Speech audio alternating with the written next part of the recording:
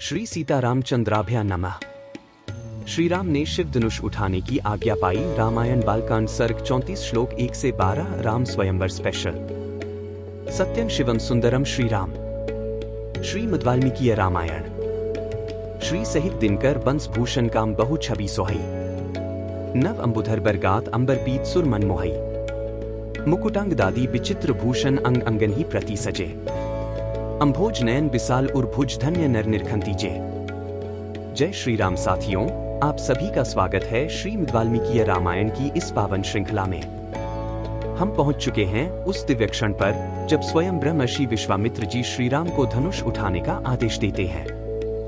क्या होगा आगे, आइए जानते हैं आज की दिव्य कथा।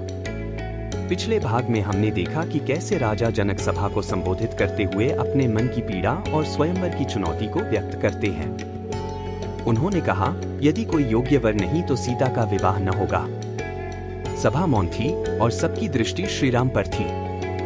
आज सर्ग 34 के श्लोक 1 से 12 तक ब्रह्मर्षि विश्वामित्र जी श्री राम से कहते हैं, राम उठो और शिवजी का यह महान धनुष उठाओ। यह केवल एक आदेश नहीं बल्कि एक युग का आरंभ था। सभा चकित थी, लक्ष्मण जी के नेत्रों में उत्साह था और श्रीराम पूर्ण विनम्रता से गुरु के आदेश का पालन करने को आगे बढ़ते हैं। एक पवित्र क्षण जब राम और शिव के मध्य यह अद्भुत संवाद होने वाला है। चतुस्त्रिंशः सर्ग। गाधी की उत्पत्ति, कौशिकी की प्रशंसा, विश्वामित्र जी का कथा बंद करके आधी रात का वर्णन करते हुए सबको सोने की आज्ञा देकर शयन करना।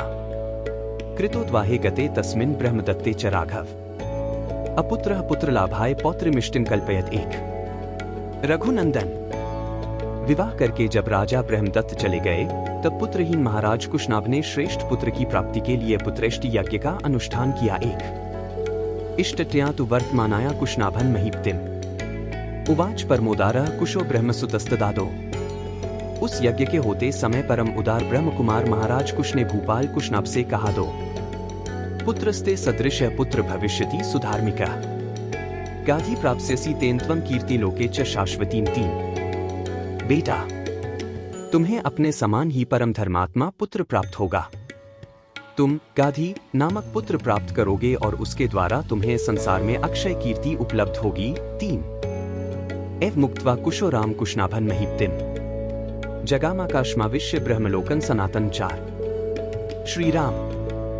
पृथ्वीपति कुशनाभ से ऐसा कहकर राजर्षि कुश आकाश में प्रविष्ट हो सनातन ब्रह्मलोक को चले गए। चार कस्यचित् त्वत् कालस्य कुशनाभस्य धीमतः यज्ञ परम धर्मिष्ठो गाधिरित्येव नामतः। पांच कुछ काल के पश्चात बुद्धिमान राजा कुशनाभ के यहाँ परम धर्मात्मा गाधी नामक पुत्र का जन्म हुआ। पांच सपिता मम काकुत्स्थ गाधिया परम धार्मिका।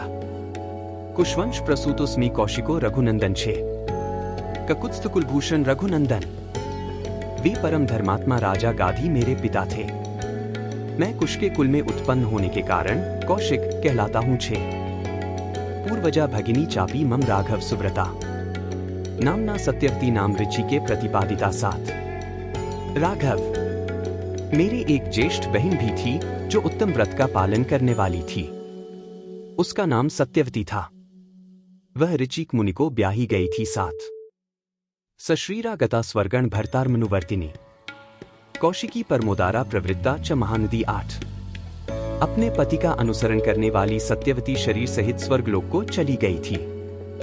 वही परम उदार महानदी कौशिकी के रूप में भी प्रकट होकर इस भूतल पर प्रवाहित होती है। आठ दिव्या पुण्योत्का रम्या हिमवंत मुपाश्रिता। लोकस्य हितकार्यार्थ प्रवृत्ता भगिनी मम। नौ मेरी वह बहन जगत के हित के लिए हिमालय का आश्रय लेकर नदी रूप में प्रवाहित हुई। वह पुण्यसलिला दिव्य नदी बड़ी रमणीय है। नौ ततोह हिमवत पार्श्वे वसामि नियतः सुखम। भगिन्या स्नेह संयुक्तः कौशिक्या रघुनंदन। 10 रघुनंदन। मेरा अपनी बहन कौशिकी के प्रति बहुत स्नेह है, अतः मैं हिमालय के निकट उसी के तट पर नियम पूर्वक बड़े सुख से निवास करता हूँ। 10 सा तो सत्यवती पुण्या सत्य धर्मे प्रतिष्ठिता। पतिव्रता महाभागा कौशिकी सरिता वरा। 11 पुण्यमयी सत्यवती सत्य धर्म में प्रतिष्ठित है।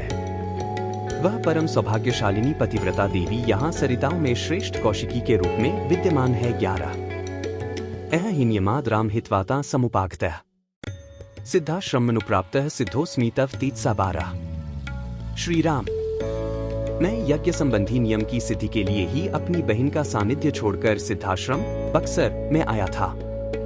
अब तुम्हारे तेज से मुझे वह सिद्धि प्राप्त हो गई है 12। कल हम देखेंगे कैसे श्रीराम शिवजी के उस महान धनुष को सहजता से उठाते हैं और पूरी सभा में गूंज उठती है स्तब्धता और आस्था की गर्जना। सर्ग 34 के श्लोक 13 से 23 तक एक ऐतिहासिक क्षण का साक्षात्कार।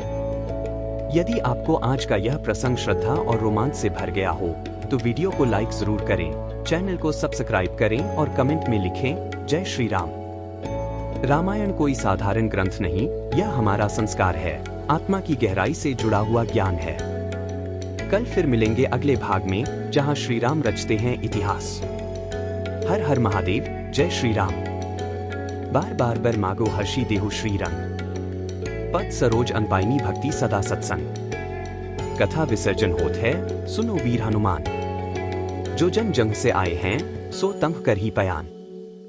बोलो सियावर रामचंद्र जी की जय। राम भक्त हनुमान जी की जय। उमापति महादेव जी की जय। मंगल भवन अमंगलहारी, द्रवहु सुतसरथ अजिर बिहारी।